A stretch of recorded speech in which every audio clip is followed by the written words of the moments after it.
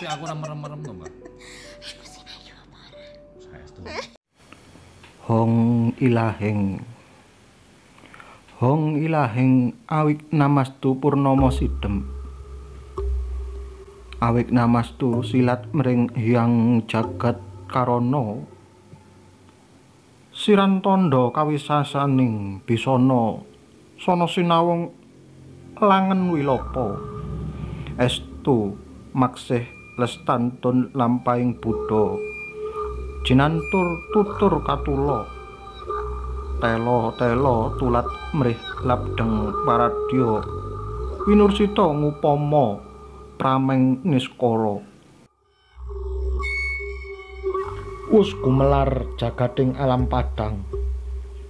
Lampah nista den anggep utama. Lampah dek sura dadya adek-adeking para jalma.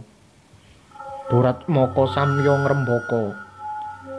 Amung watak prasaja kang bakal nemaing raharja. Assalamualaikum. Apa kabar Ki? Alhamdulillah, siap. Iya. Duduk mana? Oke, sini. Hadapnya? Sana. Oh gitu, siap. Wah. Oke Ki. Assalamualaikum warahmatullahi wabarakatuh. Apa kabar semua? Kembali lagi di Danyang Tanah Jawa ada di Lapot Blog. Kali ini biasanya kita syuting malam-malam. Hari ini khusus hari ini ya Ki ya. Kita syutingnya di siang hari karena menghindari satu yang namanya gerosokan polisi, Satpol PP dan kawan-kawan. Yang kedua ya memang angle-nya enaknya di siang hari seperti ini Ki ya. Oke Ki, tadi waktu Ki Eko lagi ngobrol dan lain-lain, saya ada di ingin membahas suatu hal yang mungkin zaman dulu dinamakan pagebluk Ki ya. Oke, bisa diceritakan sedikit Ki tentang pagebluk di zaman dulu sampai dengan pagebluk di zaman sekarang Ki? Iya. Assalamualaikum warahmatullahi wabarakatuh. Para pemirsa Lapon Delok, kita tim Danyang Tanah Jawa. Memang kemarin saya memang mengungkapkan kita perlu untuk mengangkat pagebluk ya. Karena beberapa hari ini dunia sedang dihebohkan oleh pagebluk, sehingga aktivitas kita, syuting kita juga terbatas. Ya, apa itu pagebluk? Nah, pagebluk itu dalam bahasa Jawa artinya ya, kalau diartikan ke bahasa Indonesia ya wabah, wabah penyakit. Karena dulu teknologi serba masih minim, orang masih belum mengenal apa itu virus, apa itu bakteri, kuman dan lain-lainnya, sehingga menyebabkan suatu penyakit. Nah, dalam literatur kuno, pagebluk itu memang sering terjadi di percandian, sering digambarkan. Kemudian di kitab, contohnya di kitab Serat Calon Arang juga digambarkan adanya pagebluk. Banyak literatur kuno, termasuk yang paling dekat dengan kita yaitu Serat Kolotido. Kemudian dari Joyoboyo dan juga dari Ronggowarsito tentang suatu wabah. Ada yang mengatakan yang tumekanin tahun kembar, nanti akan terjadi tido-tido. Ada yang mengatakan nanti akan banyak bencana. Nah, sebenarnya pagebluk atau wabah ini pernah terjadi secara universal, maksudnya mendunia. Juga ada yang terjadi secara parsial atau wilayah-wilayah. Nah, contoh di Kota Malang dulu pernah terjadi pagebluk sekitar tahun 1911, 1912 hingga sekitar tahun 1920-an. Yang mana ketika itu orang masih belum mengenal lockdown, tapi perbatasan Malang itu semuanya sudah di lockdown, ditutup oleh Belanda. Bahkan Belanda membawa sampel penyakit ini ke negeri Belanda, setahun kemudian kembali baru bisa didiagnosa bahwa penyebabnya adalah pes, semacam virus yang berkembang dari kuku tikus. Oke. Sebelumnya ini kita tarik di kejadian di masa dulu Ki ya. Jadi biar nggak salah paham teman-teman. Oke, dilanjutkan Ki. Ya, jadi itu. Jadi di masa lalu ini satu contoh saja di masa lalu, satu contoh saja. Kalau ditarik lagi ke belakang secara parsial ya banyak. Kita bisa tanya-tanya di kampung-kampung, hampir semua kampung di Jawa dulu pernah mengalami pagebluk. Intinya pagebluk itu apa? Dalam sebutan kunonya atau di dalam bahasa pewayangan, pagebluk mayangkara. Sehingga seorang raja, seorang Narendra bersama para Nayaka, Sentono itu tepung giling ngupaya kamulyaning ponang pagebluk. Raja beserta para pejabat itu bekerja keras untuk menghilangkan pagebluk ini. Nanging gagar wigar tanpa karya. Nah, tapi tidak membuahkan hasil. Nah, itu pernah diceritakan di masa lalu itu seperti itu. Jadi pagebluk itu suatu wabah yang menyeluruh sehingga membuat chaos atau kacau dan membuat negara itu menjadi terfokus untuk itu. Ini kalau di Jawa, tidak hanya di Jawa, di Arab pun juga terjadi. Di zaman Umar bin Khattab, nah, kalau kita bicarakan Islam ya, itu pernah terjadi wabah namanya Ta'un. Kemudian ketika itu Umar bin Khattab ketika itu berkeliling ke wilayah kekuasaannya, dihentikan, jangan masuk karena di sini ada wabah.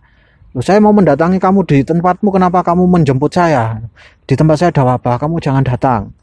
Kemudian sahabat yang lain bertanya, ya kalau gitu aku akan kembali. Wah, kalau Anda kembali, wahai Umar, berarti Anda itu takut dengan wabah, tidak takut dengan Allah gitu. Kemudian Umar bin Khattab cerdas, beliau menjawab, saya tidak takut dengan wabah, saya hanya pindah dari satu takdir Allah yang jelek ke takdir Allah yang baik. Ibaratnya kalau saya bertemu dua lembah, satu lembahnya subur, satu lembahnya kering, tandus. Saya akan memilih yang subur daripada yang tandus. Jadi itu sendiri suatu filsafat yang besar dari sahabat Nabi bahwa pati, sakit, ya maksudnya mati dan sakit itu pasti. Itu takdir. Tapi kita masih diberi wewenang untuk memilih, untuk menghindari. Nah, itu di Arab seperti itu. Jadi pelajaran cukup berharga untuk teman-teman di sana ya. Jadi banyak nih orang bilang alah corona atau virus, alah wabah. Terus yang penting bismillah, yang penting apa jare sing kuwasa. Menurut Ki Eko gimana nih Ki? Wabah ya, entah itu coronavirus atau macam-macam ya, itu tidak memandang usia, tidak memandang jenis kelamin, tidak memandang bangsa, bahkan tidak memandang agama. Oleh karena itu, ini suatu pelajaran bagi umat manusia bahwa di saat inilah kita benar-benar belajar untuk saling membantu, untuk bekerja sama. Karena penyakit ini tidak memandang agama. Tidak memandang agama, seperti itu. Dan nanti kita juga akan bahas bagaimana orang Jawa, ya karena saya orang Jawa, itu menyikapi hal ini. Ada solusi dari lokal jenius tradisi Jawa menyikapi wabah. Nah, karena wabah itu dalam tradisi Jawa, dalam pikiran orang Jawa, sebagian orang Jawa itu pagebluk ini digambarkan makhluk, bukan digambarkan virus, atau orang-orang tidak mengerti itu. Pada zaman dulu ini. Iya, pada zaman dahulu itu digambarkan pagebluk ini makhluk. Ada yang menyebutnya lampor, ada yang menyebutnya macam-macam lah. Nah, saya kutip satu saja. Pagebluk pada masa lalu itu digambarkan sosok priayi yang memakai baju putih. Nah, memakai baju putih, dia pakai jarik yang ketat putih, kemudian membawa kain. Nah, digambarkan bahwa makhluk ini akan mencari orang-orang yang tidur pada malam hari, dia tidurnya di atas dipan. Nah, pepatah orang-orang kampung menyebutnya ora pantek, ora kayu, ora kena sing melek, kena sing turu. Jadi dia mencari orang-orang yang lengah pada malam hari tidur. Nah, tidurnya di atas dipan. Sehingga pada waktu dulu kalau pagebluk, orang-orang diperintahkan tidur di bawah. Kemudian kepalanya berada di timur. Kemudian ketika masuk waktu surup atau waktu mendekati maghrib, itu mereka membakar arang, kemudian atau jerami, atau itu mungkin sepet kelapa yang menimbulkan asap yang menimbulkan asap, kemudian diberi taburan garam grosok. Nah, kita membicarakan mitos dulu ya. Mitos dulu, okay. Setelah mitos dulu, kita nanti akan mencoba menguraikannya dalam bentuk logis. Jadi seperti itu. Mitosnya, orang putih ini, sosok putih ini mencari ke kampung-kampung, orang-orang tidur di atas dipan. Kemudian mencekiknya dengan tali putih itu. Sehingga dia disarankan oleh orang-orang tua tidur di bawah. Kemudian satu keluarga itu harus ada laki-laki yang bangun pada malam hari untuk menjaga. Biasanya ketika di kampung zaman dulu masih jarang rumah, itu satu kampung itu dijadikan satu yang sakit itu. Kemudian diobati bersama di situ sambil dijaga. Juga ada api yang dibakari garam di situ. Itu gambaran. Kalau kita logiskan, ya mungkin orang dulu kan untuk berpikir logis masih sulit. Ya, benar. Jadi maksudnya sama tapi cara penyampaiannya beda. Kenapa mereka disuruh tidur di bawah? Karena kalau kita berpikir logis, asap, gas itu kan selalu naik, berada di atas lutut. Sehingga orang-orang dulu tidak mengenal masker ya ke bawah, tidur di bawah. Nah, kemudian kenapa harus membakar asap? Apa itu namanya garam grosok? Nah, dulu tidak ada disinfektan. Oh iya, betul. Ya, dulu tidak ada disinfektan sehingga orang-orang dulu itu membakar garam. Karena menurut dokter juga garam itu kan baik untuk membunuh virus. Jadi ketika sudah merasakan batuk, kemudian merasakan sakit tenggorokan, itu disuruh untuk minum. Oke, Ki. garam. Ngomong-ngomong tentang itu, Ki, ya. Ada sedikit cerita mungkin di masa dulu itu sering orang-orang nyari suro, Ki. Nah, yang saya kurang mengerti, suro ini seringkali mereka seperti ditulisi bahasa Arab atau jimat lah ya bahasanya, lebih simpelnya. Itu menurut pandangan Ki Eko tentang seperti itu gimana, Ki? Ya sama. Sebenarnya kalau kita membicarakan ada fungsi, ada manfaat, ada usaha, tawakal, ada ikhtiar, ada tawakal.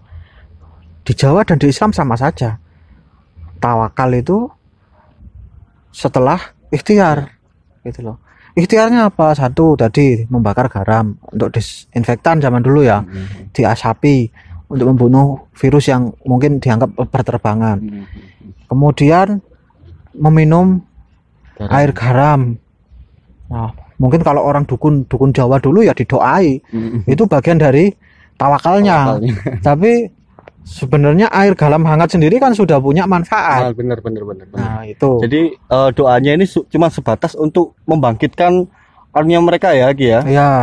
Oke. Jadi doa itu ada dua fungsi ya. Satu memang hubungan kita dengan Tuhan. Yang kedua, dengan adanya doa itu penenang bagi orang yang sakit. Itu. Kemudian ada suruh itu kadang ya dibuat jamu kalau orang Jawa itu ya. Karena suruh itu kandungannya itu mengandung antibiotik. Itu antibiotik alam itu ya suruh. Kemudian kadang itu ada berambang atau bawang merah yang ditancap-tancapkan di lidi itu ya, kemudian ditancapkan di atas gelas yang diisi pakai garam grosok.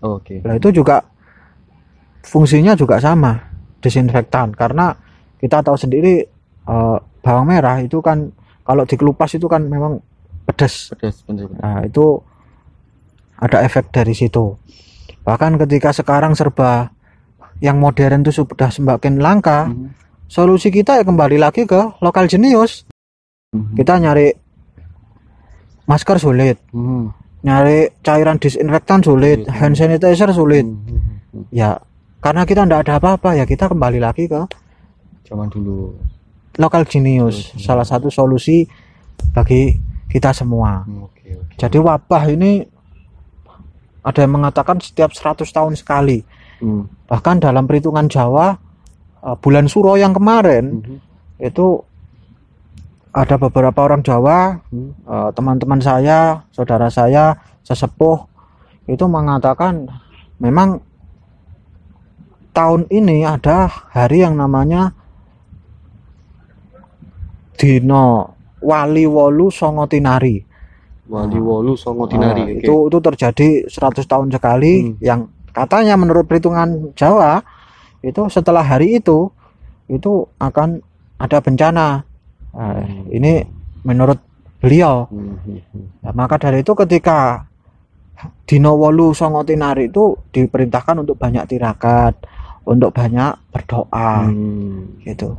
Saya masih belum terbayangkan kalau ternyata setelah suro kemarin itu ternyata inilah yang terjadi. Oke. Ini pelajaran banget buat teman-teman yang nonton nih. Ya, jadi walaupun kita beragama Islam, walaupun saudara-saudara kita Hindu, Buddha dan lain-lain, semuanya merasakan yang sama. Benar. Kita harus kompak, saling toleransi, saling mengerti.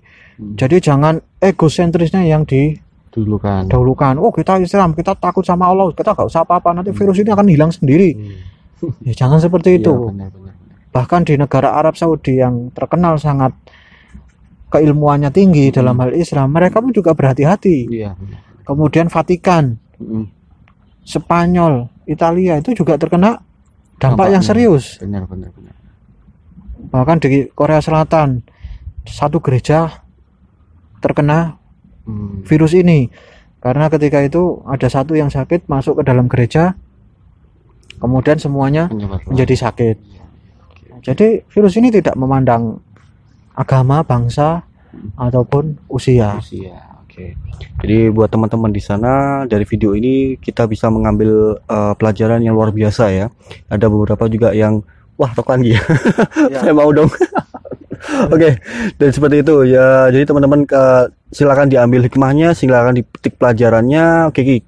Kira-kira nanti Ki Eko katanya bakal mengadakan ritual Ki ya, yang berfungsi untuk kita sedikit kembali di zaman dulu ya, seperti orang itu Ki Eko yang bakal lakukan itu mungkin seperti zaman dulu kayak gitu Ki. Iya. Jadi orang Jawa ketika terjadi wabah itu mereka berdoa. Kita kalau pakai bahasa ritual itu kayak nanti orang-orang yang anti itu ritual sesat gitu. Ya, maafkan saya. Kita berdoa. Jadi ada peninggalan Kanjeng Sunan Kalijogo ketika terjadi wabah. Kanjeng Sunan Kalijogo itu meninggalkan doa dalam bentuk mocopat pangkur kidung ya, kidung pangkur. Intinya itu ya doa. Nah, kayak singgah-singgah kalau singgah, tan suminggah durga kala suminggir, itu kan doa. Atau ono kidung rumeksa ing wengi teguh ayu luputa ing loro, itu kan sebenarnya doa. Cuman diversikan Jawa seperti itu kayaknya. Cuma doa itu diberi irama sehingga dengan keindahan doa itu ketika dibaca dengan keindahan, yang didoakan sendiri itu menjadi tenang, enak didengar juga. Seperti itu. Jadi itu yang dilakukan. Nah, orang-orang Jawa dulu ya seperti itu, ketika ada pagebluk itu mereka berdoa dengan membaca mocopat ketika itu. Selain doa-doa kita menurut agama kita masing-masing ya, yang Islam dengan cara Islam, Hindu dengan Hindu, Buddha dengan Buddha, terserah. Tapi kalau orang Jawa itu ya juga ditambah doa dalam bentuk kidung itu. Dalam bentuk kidung. Terus kemudian selain itu waktu surup itu membakar garam. Ada yang menambahi kemenyan, itu bukan dalam rangka menyembah, bukan. Karena kalau membakar garam mereka tambahi dengan kemenyan itu fungsinya untuk pengharum saja. Jadi jangan salah paham ya kalau teman-teman misalnya di sebelahnya atau dimanapun ada yang membakar dupa atau menyan. Nah, jadi dari video ini bakal disampaikan juga ya, walaupun mindset kita kalau ada orang bakar menyan, bakar dupa itu wah ini pasti ritual nih ya. Nah, jadi kita sedikit menyampaikan Ki ya, gimana ada Jawa itu ke teman-teman yang mungkin ya, ini bukan hanya ada Jawa. Orang Arab pun juga membakar kemenyan. Oh ya, benar. Di Ka'bah, kemudian di Masjidil Haram itu silakan Anda lihat, mereka juga suka dengan kemenyan. Fungsinya pengharum. Kemudian di Vatikan, kalau waktu tanggal 25 Desember mereka berdoa kan juga Doa kan juga membakar kemenyan. Kemenyan itu sebagai pengharum sebenarnya, fungsi utamanya. Selain tadi itu ya, orang-orang tuh punya simbol. Kalau Pagebluk itu, kalau keraton Solo, Surakarta itu biasanya mengeluarkan tumbak yang berpamor singkir. Kemudian kalau keraton Ngayogyakarta itu mengeluarkan umbul-umbul Kiai Tunggul Wulung. Artinya bukan pusaka itu kemudian dengan keluarnya pusaka itu kemudian semuanya menjadi hilang Pagebluk, itu bukan seperti itu. Itu semuanya kan tergantung takdir Allah. Bener. Cuma dengan keluarnya pusaka itu rakyat itu menjadi tenang. Pusaka itu sebagai simbol yang bisa menenangkan masyarakat. Ketika pusaka itu keluar, artinya keraton itu punya perhatian terhadap rakyatnya dengan mengeluarkan pusaka itu.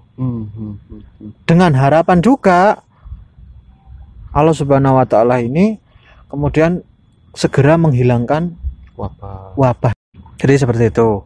Jadi pusaka-pusaka itu suatu pengharapan, simbol doa supaya Allah Subhanahu wa taala menghilangkan wabah ini. Jadi kita semua walaupun lintas agama harus bahu membahu, egosentrisnya kita hilangkan. Jangankan antar agama, kadang kita sesama agama kita saling menyalahkan. Ada yang melaksanakan sholat berjamaah, ada yang tidak. Sebenarnya tidak usah saling menyalahkan. Semuanya punya dasar masing-masing. Nanti selamat tidaknya ya tergantung masing-masing pribadi itu.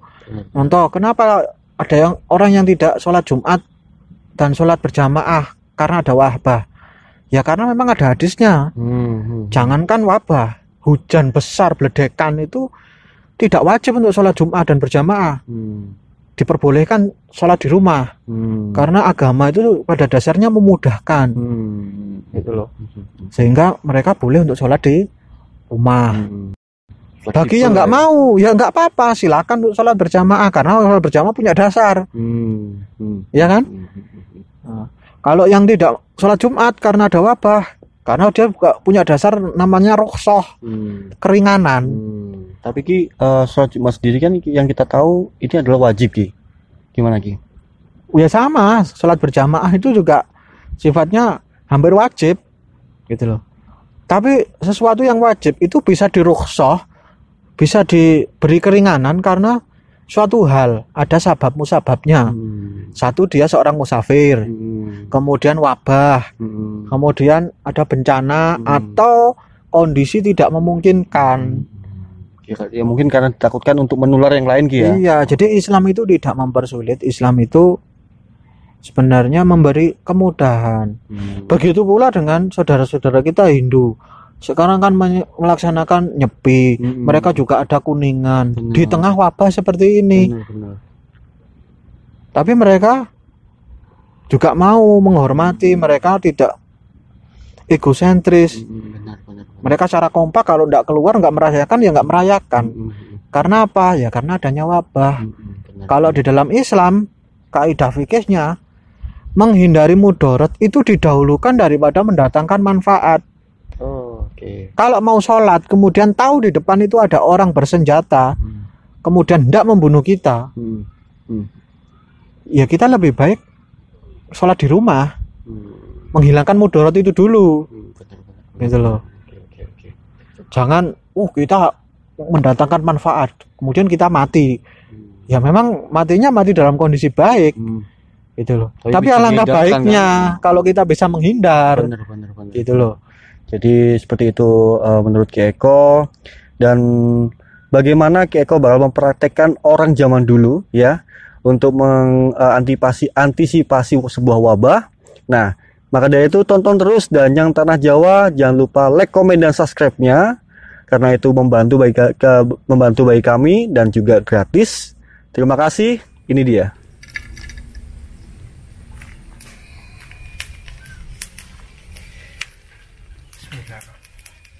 Singgah kala singgah panso minggah durga kala sumingkir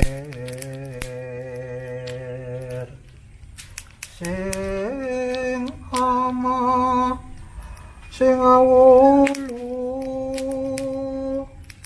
sing suku sing asirah sing tenggak lawan kala sing tuntut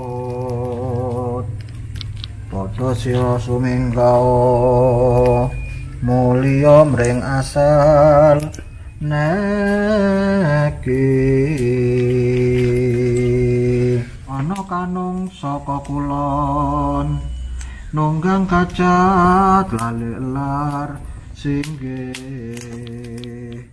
kulau parang palikol setan lan bekasaan amulya mring tawang prajamu iblis yo keri karang kulhu balik bolak balik ana kanung saka kidul nunggang kacat lalelar singgih kulau parang balikol setan lan bekasaan amulya mring tawang prajamu iblis yo keri karang kulhu balik bolak balik arane sarapan lanang kulhu putih kang wadon kulhu kuning yo uruk suti maring sun yo marang kaki cabang sarap mangke sarap wedang sarap au padha sira suminggawa mulya mring asal neki samya geger setan paran arus jagat kulon playuning demit kang tengah Bathara Guru tinutup Nabi Sulaiman iblis setan bekasaan ajur luluh si cabang bayi wus mulya liwat siratal mustaqim aciku gajah pamudya kebudungkul promo rap sirap sami sirepa leloro iku asowung cantung jagat tuting mata liring maneh ingsun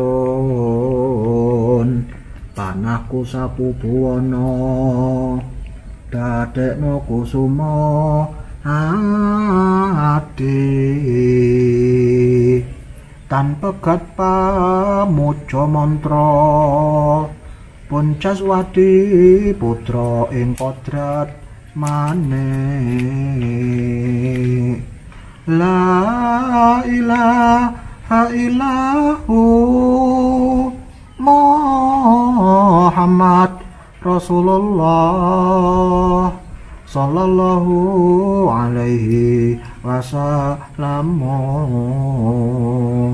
Waalaikumsalam akan tio manising puji.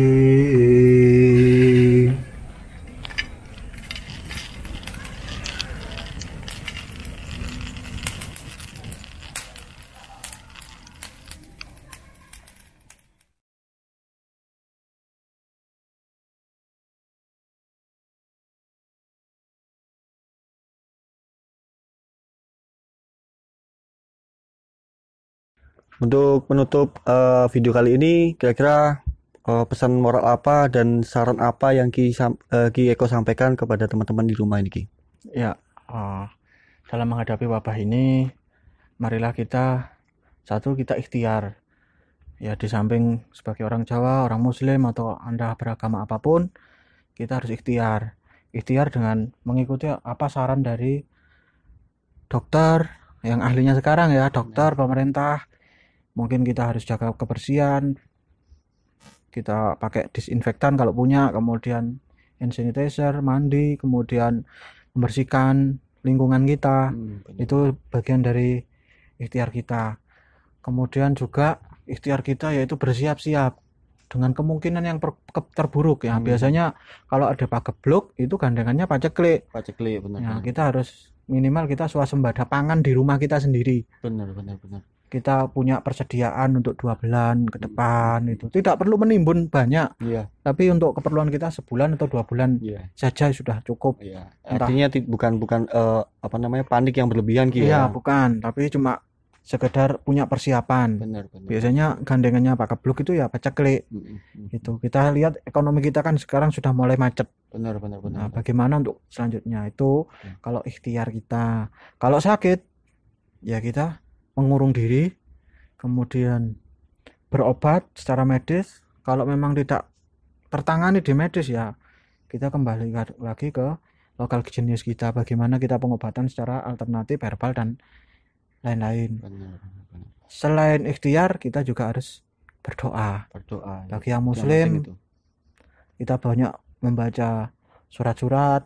Kalau saya sendiri biasanya kalau malam hari membaca surat An-Naba ya 7 kali, ditutup pakai doa akasyah.